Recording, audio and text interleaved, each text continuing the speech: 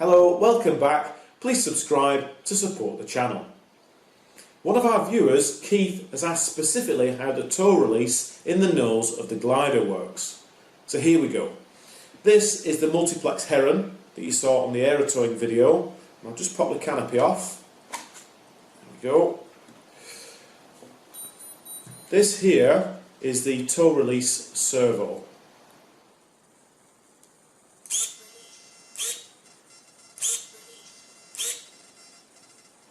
Whilst we're at it, next door to it here is the variometer, which plugs into the transmitter and tells us whether we're climbing or descending.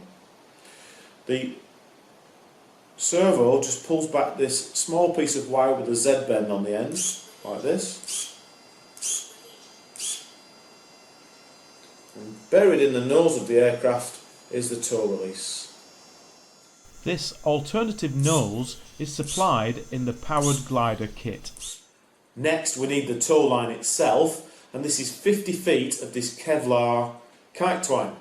This is supposed to have a 200-pound breaking strain. So what I've done is I've put a fishing swivel at each end of it, and then tied to that is a piece of monofilament fishing line with a 20-pound breaking strain as a weak link. Also attached is this flag made from a piece of orange gaffer tape, and that's so that it keeps the cable tight after we release the glider, and so the tug pilot can see where the end of the cable is. On the monofilament end I have tied this loop.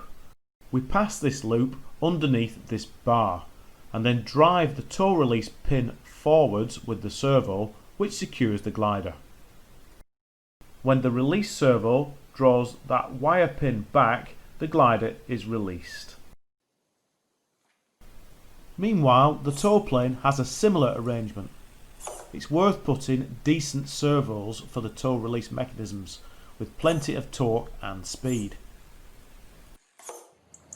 The multiplex tow release can be fitted to other gliders too, such as this modified Condor from FlyFly models. This is a 3-metre model, and I think our tug might struggle with this as it's quite heavy.